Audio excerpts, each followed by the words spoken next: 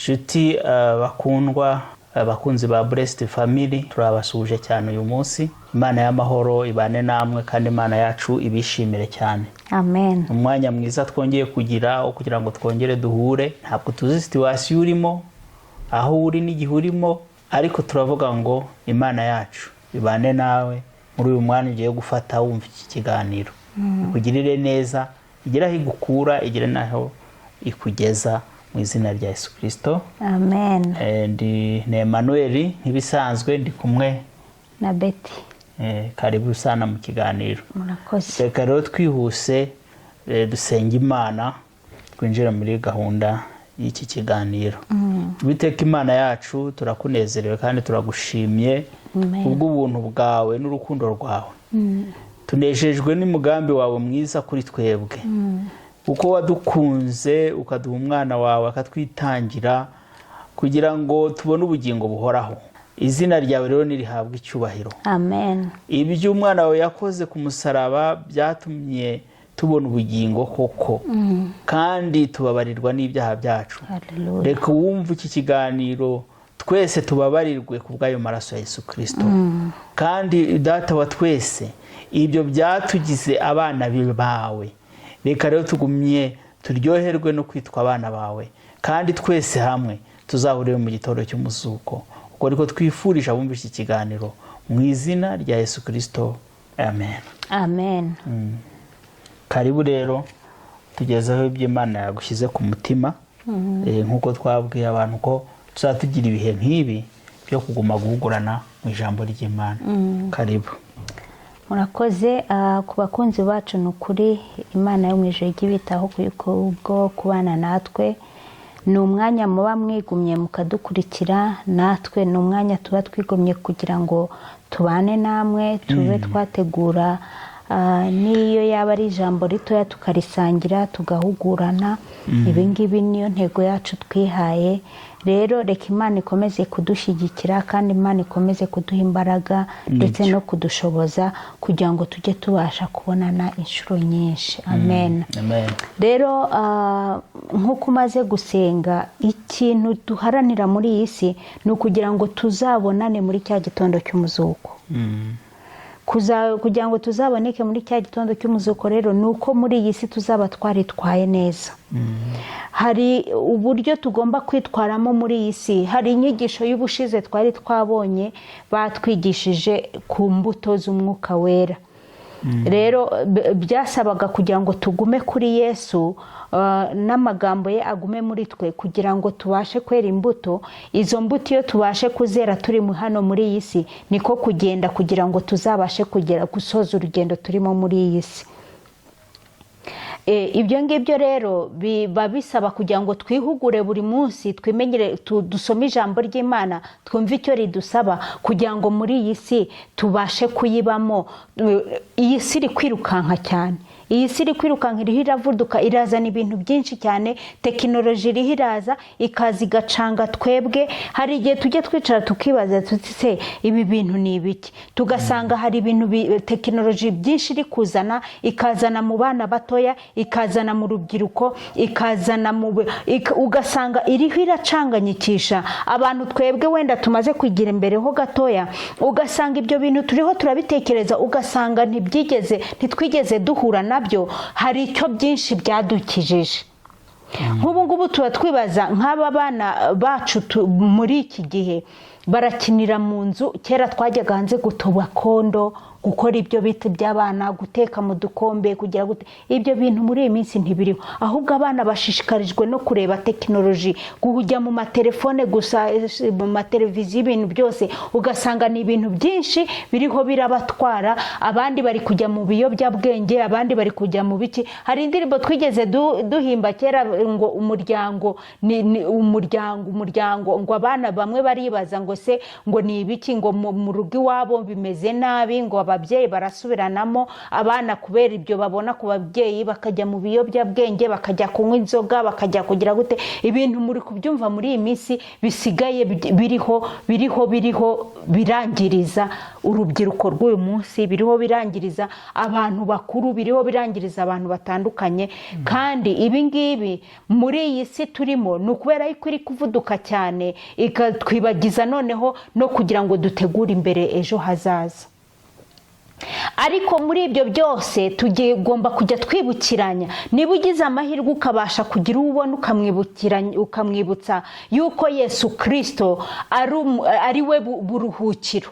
Yesu Kristo yaravuze ngo yemwe abarushye n'abaremerewe ngo nimuze munsange ndabaruhura, ngo imitwaro yanyu muyize muyinzanire ngo ndayibaruhura. Iyo miruho yose waba urushe, hari igihe umuntu yumva arushe ukumva ibibazo bikubanye byinshi, ukumva ibintu ntubasha wowe ubwawe ntubasha no kubyakira. Ariko Yesu Kristo yavuze ikintu kimwe, ngo yemwe abarushye n'abaremerewe ngo muze munsange ndabaruhura. Iryo ni ijambo dushaka kukubwira muri uyu mugoroba. Niba nawe ufite ikibazo cy'abana bakunaniye, ufite ikibazo cy'urugo rwakunaniye, ufite ikibazo mu rugo rwawe inzara imeze nabi, ufite ikibazo cy'amafaranga, ufite ikibazo cy'amadeni, ufite ikibazo cy'uburwayi, ufite ikibazo ibintu bitandukanye, Yesu Kristo ni uburuhukiro. Ibyo bintu byose ubasha kubizana kwa Yesu akabasha kukuruhura, ibyo byose ukabyirengagiza ukabishyira hari ukamuharira, hanyuma wowe ukagenda ukarya mukisinzirira. Yesu Kristo ibyo ari byo byose abikoraho. Reka dusome ijambo rimwe gusa riri muri Zaburi 147:3. Haranditse ngo akiza abafite imitima imenetse, apfuka inguma z'imibabaro yabo. Amen. Ngo akiza abafite imitima imenetse, apfuka inguma z'imibabaro yabo. Amen. Ibi ngibi nibyo turimo kuvuga ko Yesu Kristo arakuruhura.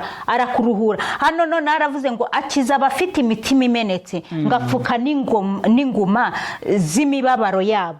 Nukuvuga ahangaha nukukwereka yuko Yesu Kristo aba ari ready, arambuye amaboko. Yaba ufite inguma arazomora, arazifuka, ibyo byose byaba bikubabaje, ibyo byose byaba bikuruhije, ibyo ngibyo byose nta na kimwe cyananira Yesu. Araza akakomora n'inguma. Hari ukuntu umuntu agira ibikomere, akagira ibikomere byo mu mutima ku buryo ushaka kuvuga uti ese nkanjye wakomeretse mu mutima, nakomerekejwe n'abantu, nakomerekejwe n'inshuti, nakomerekejwe n'iki. Izo nguma zose Yesu Kristo iyo umwituye imbere ukabimuzanira byose, Yesu Kristo nta na kimwe kimunanira. Araza akakomora akagupfuka n'izo nguma akazikiza neza. Amen. Rero ntubabare muri iyi minsi, cyangwa ngo ugire ibibazo byagutesha umutwe, byaguhangayikisha. Wongere wibuke yuko iyi si ntabwo irirukanka, ariko ibyo twirukankamo muri iyi si byose umubwiriza niwe wabivuze neza ati yabushatse ibintu byinshi, yabonye ibintu byinshi, ariko yaje gusanga ibi bintu byose twirukankamo muri iyi si ni nko kwiruka inyuma y'umuyaga. Yasanze byose ari ubusa. Icyangombwa ahubwo reka uko turi kose, reka tujye twiyambaza Yesu Kristo, reka tujye tumusanga uko turi kose. Ibyo dufite byose, imibabaro yacu yose ari we tuyitura, kuko ni umuntu wemura inguma. Yesu Kristo ni inshuti nziza. Yesu Kristo yaravuze ati ntimukiri abagaraga ahubwo ngo muri inshuti zanjye. Yesu Kristo yagezaho duhinduka n'inshuti ziwe. Hari ijambo ribivuga neza ngo sinkibita abagaraga ahubwo muri inshuti zanjye, ngo kuko ibyo nababwiye nabyumvanye data. Ari data wa twese uri mu ijuru.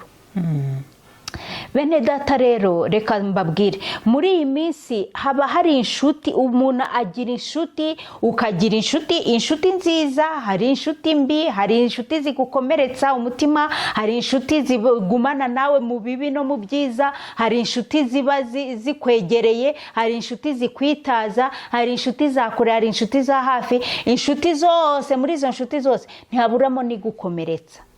Ariko ibyo byose ujye ubiharira Yesu, kubera Yesu Kristo niba yagukomerekeje n'iyo nshuti yawe witaga ngo ni inshuti nziza, inshuti nziza burya niyo ibasha kuba yanazikana gukomeretsa. Kuko inshuti itari inshuti yawe ntabwo yamenya uko ubaye kugira ngo izina gukomeretse. Ariko inshuti yiyita inshuti yawe iraza ikaba yanagukomeretsa, umutima ugasigarana ibikomere mu byo mu mutima. Ariko ndakwinginze kugira ngo ubanye na Yesu, ukabana na Yesu, ukanambana na Yesu, izo nshuti wita inshuti nziza, Yesu aragucagurira akakwereka inzira y'ukuri unyuramo, ikaguhungishiriza kure n'izo ziyita ngo ni inshuti zawe kandi zikuryarya, ziza kugutera ibikomere byo mu mutima. Yesu rero yomora inguma, waba wazitewe n'inshuti mbi, waba wazitewe n'ibintu bidasobanutse by'isi turi kunyuramo, ariko Yesu Kristo yomora inguma, Yesu Kristo akiza imibabaro, Yesu Kristo aruhura abarushe, Yesu Kristo akiza uburwayi, Yesu Kristo akiza ibintu byari byo byose byaba bikuruhije mwene data.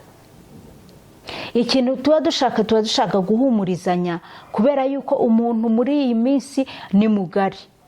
Ariko mu by'ukuri iyo ugiye ukagendana na Yesu araguha amahoro, ukiryamira ukisinzirira, kubera yuko umufite, akubereye byose, ni inshuti y'ibihe byose bihoraho. Bene data rero muri iyi minsi niba wumva wowe uri kugenda utameze neza, niba wumva ibintu bikubanye byinshi mu mutwe wawe, niba wumva nta wundi twagusaba kugira ngo uhungireho uretse Yesu Kristo womora inguma, uretse Yesu Kristo ukiza imibabaro, uretse Yesu Kristo uguhoza amarira, uretse Yesu Kristo ugusanga akaguhumuriza, akagukorera ibyiza byose bishoboka. Ni inshuti nziza, ni inshuti nziza itaryarya, ni inshuti ibasha kuba yaba hafi na kure, aho utagera ikahakugerera. Yesu Kristo ni inshuti itabasha kugereranywa n'inshuti zo muri iyi si. Mwene data rero turongera tukwibutse yuko ibyo waba urimo byose muri iyi minsi, nusange Yesu arakuruhura, nusange Yesu arakumara umubabaro, nusange Yesu aragukiza inguma, arakomora inguma, aragufuka izo nguma watewe n'ibintu bitandukanye hano muri iyi si.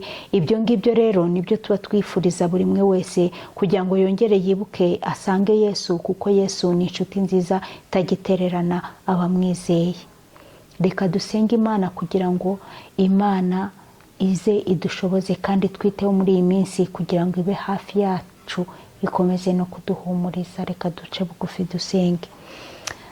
Data wa twese uri mu ijuru, Imana y'urukundo, Imana nziza, Imana twiringiye, Imana idakoze isoni, Imana yaduhaye Yesu Kristo nk'umwami n'umukiza wacu, ikamuduha ari umwana umwe gusa w'ikinege, kugira ngo adupfire muri iyi si, aze abane natwe, yigize umuntu, yarangiza agapfa, agahambwa, akazuka ku munsi wa gatatu, hanyuma akazamuka kongera akabana nawe.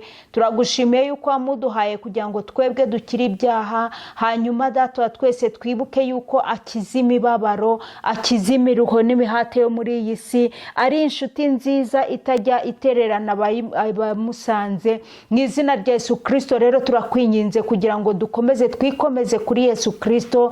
Mana yacu yavuze ngo abarushe n'abaremerewe ngo tumusanga araturuhura. Rero reka twongere twibuke yuko tugomba kuza kuzana imitwaro yacu tukayimwikoreza. Twongere twibuke yuko niba dufite imibabaro yo mu mitima, niba dufite ibikomere byo mu mitima, twongere twibuke yuko ari we wenyine ushobora kudukiza iyo mibabaro, ari we wenyine ushobora kutuvura, ari we wenyine ushobora kudukiza ibyo biguma. Mu izina rya Yesu Kristo turakwinginze kugira ngo rero uze udukomeze, uduhe imbaraga kandi udukize ibibi byose. Mu izina rya Yesu Kristo turi muri myuka mibi y'abadayimoni ibasha kuza kudutera gutentebuka, ibasha kudukura mu nzira nziza, ibasha kudukura mu murongo. Iyo satani basha kuza kutwihebesha. Mu izina rya Yesu Kristo turasenze cyane kugira ngo mwami we wenyine uze udukize, uze wenyine mwami Imana yacu duhe inzira, uze utuyoboze umwuka wera kugira ngo kandi udukomeze udusubizemo imbaraga. Mu izina rya Yesu Kristo dusenze dusengeye abarushe n'abaremerewe kugira ngo ukomeze ubasange, ababaye, abashonje ubagaburire, abambaye ubusubambike, abari muri gereza barenganure. Mwami Imana yacu ugeraho twebwe tutabasha kugera, ube kuri bariya bihebye, abagize ibyago ubasanga ubahumurize mu izina rya Yesu Kristo. Kandi data wa twese ni ukuri twiringiye yuko dushobozwa nawe uduha imbaraga Yesu. Mu izina rya Yesu Kristo turasenze rero mwami wa data wa twese kugira ngo ibyo byose tuba tugusaba tuzi neza yuko dusaba iyumva. Turakwinginze kugira ngo n'ubundi ukomeze ubane natwe, komeza wite kuri twese rero uko tungana, kandi tuzi neza yuko muri iyi si turi kumwe nawe ntabwo batwagira kuko tugufite. Urakoze kuko uduhumurije muri ibi bihe, mu izina ry'umwami wacu Yesu Kristo watubambiwe. Amen. Urakoze cyane ku jambo ryiza, kandi ndibaza ko umuntu warikurikiye rimufashije. N'uwari ugeze aho kwiheba yumva ntabona uko abigenza, inama ni ya yindi, ni ukugana Yesu. Tujye kuri Yesu. Ariko bivuga hari igihe natekereje ikintu, ariko muri iyi si hari n'igihe ushaka n'umuntu wabwira ikintu ukaba wanamubura. Narindi gutekereza umuntu ageze muri situation wenda mu rugo arashaka urugo rwamunaniye, wajya kwa pasiteri akakubwira ati nanjye nashyize namaze gushyira ikirego mu rukiko cyo gutandukana. Wajya wareba so na nyoko ugasanga batandukanye ukiri mutoya. Wajya ku muyobozi ubayoboye hafi aho ugasanga nawe yaratandukanye.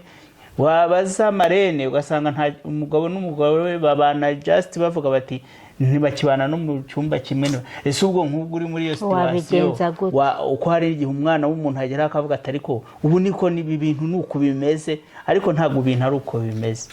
Haracyariho ibyiringiro, hariho Yesu ushobora kwegera ukamusanga muri iyo situation.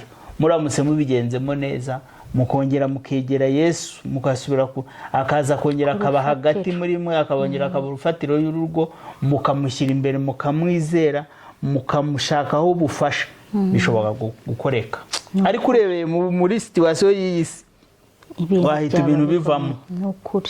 Ariko nitumwizera birashoboka. Rero bakunzi bacu, reka tubihungire ku rutare, kandi kuri Yesu byose birashoboka, kandi ateze amaboko yo kugira ngo atwakire. Imana yacu bagirire neza. Tuzongera kubonana ubutaha duhugurana nk'ibisanzwe. Jya muri komenti nawe ugira icyo tubwira, bisangiza abandi niba bikuguye neza, kandi n'ukuri tuzaba dufatanyije umurimo. Igihe cyo gusarura twese tuzahembwa, mu gihe cyo guhembana kw'abasaruzi twese tuzahemberwa hamwe. Imana yacu tugirire neza, mugubwe neza, tuzongere tubonane ubutaha. Ciao ciao. Shalom shalom.